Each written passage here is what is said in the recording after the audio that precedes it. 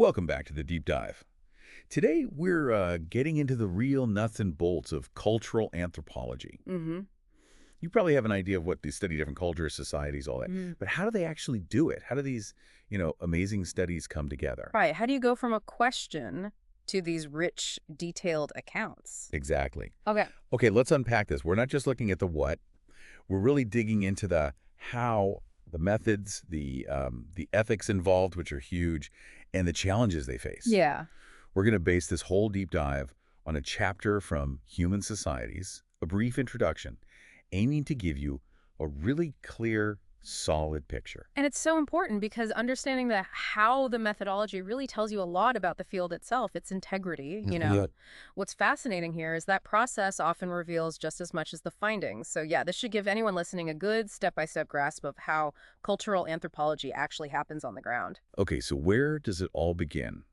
Before anyone even thinks about going anywhere, there's this crucial first step, research design. Absolutely. Think of it like a blueprint. Yeah, like planning a big trip, maybe. You need to know where you're going, how you'll get there, what you need, Yeah. but like way more formal, right? Much more formal, yes.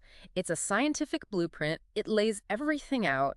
You have to explicitly state your research questions. Are you testing a hypothesis? Exploring a specific model? Yeah. Then you discuss what's already known about those questions. Build on existing knowledge. The background stuff. Right. Then you specify exactly what kind of data you need to answer your questions, and crucially, how you're going to get that data, your methods. The methods. We'll get into those. And how you'll analyze it once you have it. Plus, you even define beforehand what would make you accept or reject your initial hypotheses. Wow, okay. So it's really thought through. The whole 9 yards, right down to what the final report will look like, a journal article, maybe a book. And this design, it usually gets reviewed by other experts first. Peer review, even before you start. Exactly. It gets critiqued, refined, improved, a bit like, a really thorough term paper proposal, but often much more involved, especially if you need funding. It ensures the whole plan is scientifically sound. That makes sense. And even if you're doing something like, say, just library research, you still need that planning mindset, don't you? Oh, definitely. You might not write up a formal multi-page design in the same way, but the planning is still there. You need to know what literature to review, track down maybe hard-to-find sources. Right, maybe travel to specific archives or libraries. Coordinate with colleagues, decide on your analytical approach, set timelines, and you still want peers to look at your drafts. It's all part of ensuring rigor, especially if, like you said, a funding agency is involved, then they'll definitely want a formal research design. Okay, so the design dictates the methods. Let's talk about those methods. What are the main ways anthropologists gather information? Well, a major part of the research design is figuring out the right methods for your specific questions. And almost always, the first step is a literature review. Reading up on what's already out there. Exactly. Previous ethnographies on the group or region, scholarly papers, maybe unpublished stuff like dissertations, even old field notes from researchers who were there before. Field notes, wow. Oh, yeah. Sometimes you can find amazing insights there.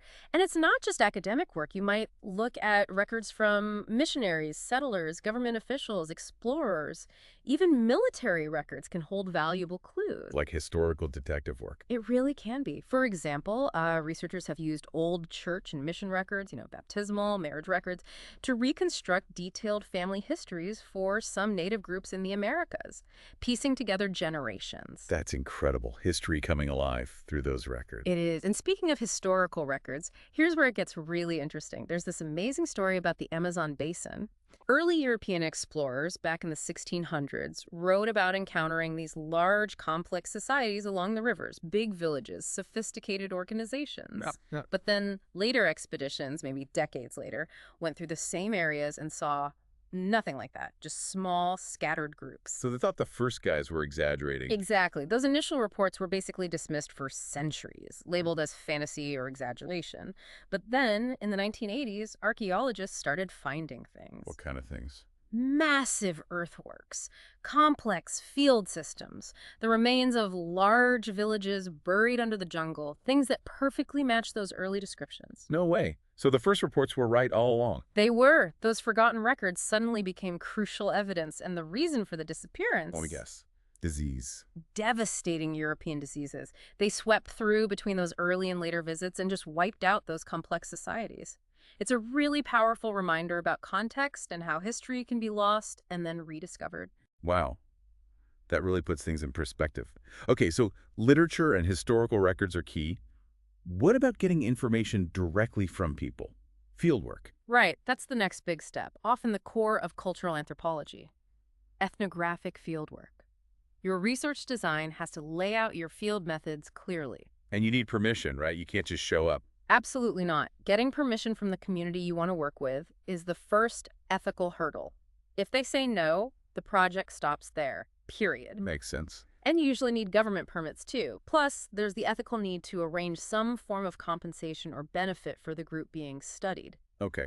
And when anthropologists talk about fieldwork, sometimes they mention salvage ethnography. What's that? Yeah, that's important. It's when you're working with living members of a society that maybe isn't fully intact anymore or whose traditional ways have changed dramatically. You're trying to record their memories of past practices, beliefs, stories, what we call memory culture. So recording what people remember about the old ways. Exactly. A lot of really important work like this was done, for instance, in Western North America in the early 20th century, trying to document cultures that were undergoing massive change. Gotcha. So what are the typical methods in the field? Well, there's careful observation, obviously, describing the environment, the material culture tools, houses, clothing, what people eat, their health, just general behavior patterns. Watching and writing. Watching and writing, yes. But also direct communication. Interviews, questionnaires. You use these to gather specific information like genealogies, life stories, details about rituals or social organization, people's preferences, beliefs. Asking questions. Asking lots of questions. But the real hallmark method, the one most associated with cultural anthropology, that's participant observation. Oh, yes. I've heard that term. What does it mean exactly? It sounds like participating. It is. It means not just standing back and watching, but actually joining in the daily life and activities of the people you're studying as much as is appropriate and allowed. So it's like the difference between watching a football game and actually being on the team playing. That's a great analogy. You gain a much deeper, more nuanced understanding by doing things alongside people. The goal is to achieve an emic perspective. Emic. Meaning understanding their culture, their actions, their beliefs from their point of view. From the inside looking out, not just imposing your own outsider's interpretations. Okay, seeing it through their eyes. Mm-hmm. Who came up with this idea? The person most credited with pioneering participant observation is Bronislaw Malinowski. Malinowski, right. His story is pretty remarkable. He was Polish, but technically a German citizen studying in Australia when World War I broke out. Uh-oh, bad timing. Very. As an enemy alien, he could have been interned. But he managed to persuade the Australian authorities to let him conduct research in the Trobriand Islands off New Guinea instead. So he went from potential internment camp to a Pacific island. Pretty much. And he stayed there for about 4 years, living in close daily contact with the Trobriand Islanders. This was totally different from the sort of short, superficial visits anthropologists had done before. 4 years of immersion. Exactly. And through that intense, long-term engagement, he realized the incredible value of participating, of learning the language deeply, of building real relationships. That became the foundation of modern ethnographic fieldwork. And he wrote about this. He did. His famous book, Argonauts of the Western Pacific, published in 1922, really laid out this approach. There's often a photo shown, like figure 3.1 in the chapter we're drawing from. Oh, describe it. It's this classic black and white shot from 1918. You see Malinowski, this European guy, in, sort of tropical whites, sitting right in the middle of a group of Trobriand Islanders in their traditional dress. It just perfectly captures that idea of immersion, of being there. Wow. Okay, so that method sounds powerful, but I imagine it brings up a lot of ethical questions too. Huge ones. Yeah. And that brings us squarely to ethical obligations. This is non-negotiable in anthropology. So what are the main ones? First and foremost, your primary obligation is to the people you're studying. We mentioned getting permission-informed consent. That's paramount. No means no. Right. You also need the official permits, no secret research. And then there's the guiding principle. First, do no harm. Like doctors have. Exactly. Minimize disruption to the community. Follow their lead, eat what they offer, do what they do within reason, but don't overstep or try to change things. And maintain objectivity. Record what you see and hear accurately without injecting your own biases or judgments. That sounds tough, staying objective when you're living there. It is, and some disruption is unavoidable just by being there. But you have to guard against getting too involved. You know, the classic cautionary tale is the ethnographer who marries the chief's daughter and suddenly can't be objective anymore. Right. Losing perspective. And then there's the issue of benefit. The anthropologist gains data, a career boost, maybe publications, fame, money. What does the community get back? Good question. There has to be some form of reciprocity, helping them document land claims, maybe, or bringing attention to struggles they face with developers, assisting with health initiatives, supporting cultural revitalization. Something should be done for them. It's fundamental to the trust relationship. So obligations to the people. What about obligations to anthropology itself? Also critical. Behaving ethically upholds the reputation and integrity of the entire discipline. If one anthropologist acts unethically, it can close doors for others later. Right. It reflects on everyone. And a huge part of that is making your research available. As in all science, data obtained are useless unless shared. That means detailed notes, publications, making your findings accessible so others can learn from them and build on them. Sharing the knowledge. Yeah. But even with ethical guidelines, participant observation must have challenges, right? You mentioned objectivity. Oh, definitely. Pitfalls abound. For one, people don't always tell you the truth. They might lie, they might just be joking, or they might genuinely not know the answer to your question. Or they tell you what they think you want to hear. That happens too. Or they tell you the ideal way things are supposed to be done, which might be quite different from how things actually happen. This gap between ideal behavior and actual behavior is something anthropologists always look out for. Can you give an example? Well, the chapter uses the example. Ask people if they break the law, most will say no. But traffic courts are full, right? People speed. So what they say, ideal, isn't always what they do, actual. You can't just take statements at face value. You have to observe the actual behavior, too. Precisely. And then there's stuff people deliberately hide. Bathroom habits, maybe sexual practices, illegal or unethical activities, things people just don't talk about openly. Or even just personal stuff, like in Western culture, asking a woman her age can be tricky. Exactly. Cultural norms around privacy vary hugely. So anthropologists need to be sensitive and realize they won't and shouldn't have access to everything. You have to cross-check information, observe carefully, and be aware of potential biases or inaccuracies. It sounds like preparing for fieldwork must be intense. It really is. There's a ton of prep work before you even get on the plane. Learning the language is often huge. That can take a year or two of serious study. Or finding a reliable translator. Yes, if learning the language isn't feasible, though direct communication is always preferable. Then there's securing funding. Fieldwork costs money for travel, living expenses, maybe paying informants or assistants. Permits, visas, passports, all the bureaucracy. Arranging travel and figuring out where you'll live, how you'll get around once you're there. Health preparations, vaccinations are often essential. Secured. Depending on the location, yes. Making security arrangements, figuring out how you'll communicate back home, getting the right currency, packing all the necessary gear, notebooks, pens, maybe GPS, recording equipment. And gifts for your hosts. Always thoughtful gifts, yes. And really practical things, too, like thinking about any pre-existing medical conditions you have and how you'll manage them. Getting enough prescription medication, for example. Wow. Okay, so connecting this back, all that meticulous planning is really about respect, isn't it? Respect for the people, ensuring you can do the research properly and safely. Absolutely. It's logistical, but it's deeply tied to the ethical and practical success of the project. So after all that prep, you finally arrive. What are those first days or weeks like? It's usually about settling in, finding your feet. You'll likely get instructions or guidance from your hosts. You start meeting people, slowly building rapport, trying to establish trust, which, remember, goes both ways. They need to trust you, too. Learning who's who, the social landscape. Exactly. Being ready for people to maybe test you a bit, joke with you, you observe a lot, try not to judge, and participate where it's welcomed and appropriate. Always asking permission is key. Permission for what kinds of things? Oh, things like making a map of the village or traveling outside the immediate area. There might be dangers you're unaware of. And definitely asking before taking photographs or recording people. Right. And I suppose your own identity matters too. Like being male or female might affect who you can talk to. Significantly. A male anthropologist might have limited access to women's activities or conversations with women and children, and vice versa for a female anthropologist. You work within those constraints. The key is patience, observation, and respect. And fieldwork isn't always one long stretch. It might be intermittent visits over several months or shorter trips spread over years. Okay. You mentioned earlier that sometimes the goal is making a documentary film. How does that differ? It's a different beast, really. Film crews are usually larger camera operators, sound recordists. It's inherently more intrusive than a lone anthropologist quietly taking notes. Changes the dynamic. Definitely.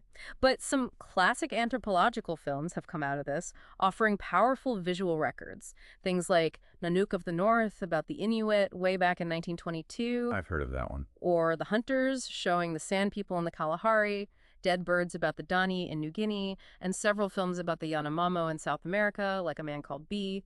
They provide a different kind of ethnographic insight. Right. A visual dimension. Now, we've talked about challenges, but fieldwork can also be genuinely dangerous, can't it? Yes, the perils are real. It's important not to romanticize it. While extremely rare, there have been anthropologists killed by the people they were studying. That's chilling. It is. More common, perhaps, is the risk of accidentally stumbling into dangerous situations, like areas controlled by criminal groups, drug cartels, or political violence. Obviously, situations to avoid at all costs. And then there are the natural dangers. Absolutely.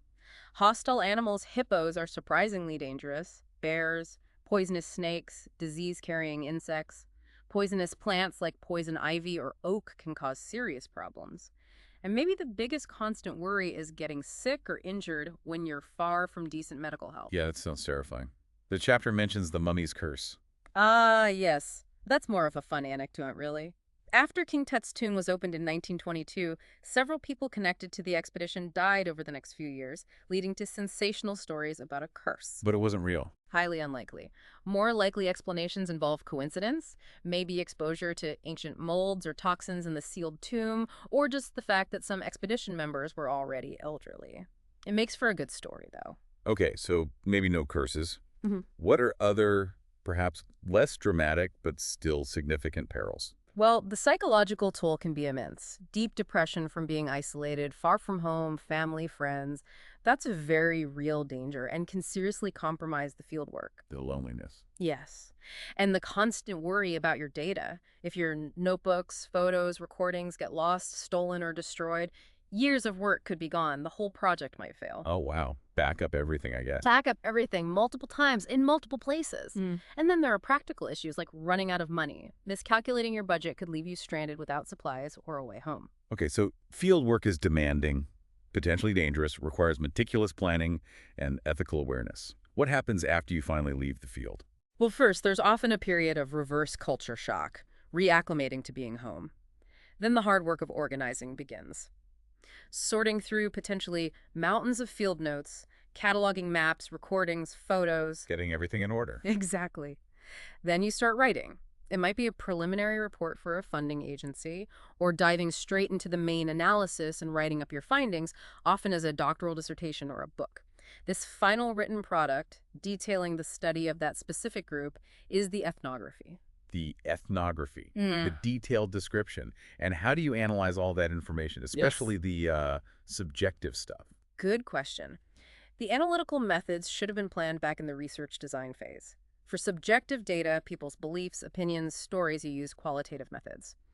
The key here is to be very careful not to confuse the emic perspective, the insider view you work so hard to get, with your own etic or outsider analysis. You need to keep them distinct. And for the measurable stuff? For things like house sizes, distances to farm plots, population numbers, you use quantitative information and appropriate statistical methods if needed. It adds another layer of data. The goal is to synthesize all of it in the report's conclusion, summarizing what you learned about the group. And it usually doesn't stop there, right? You mentioned comparison earlier. Exactly. That leads to the next step, ethnology. And ethnography focuses on one group. Ethnology is the comparative part. Comparing different cultures? Yes. You take two or more ethnographies, usually of different groups, but sometimes the same group at different points in time, and you compare and contrast them. Why are they similar in some ways? Why different in others?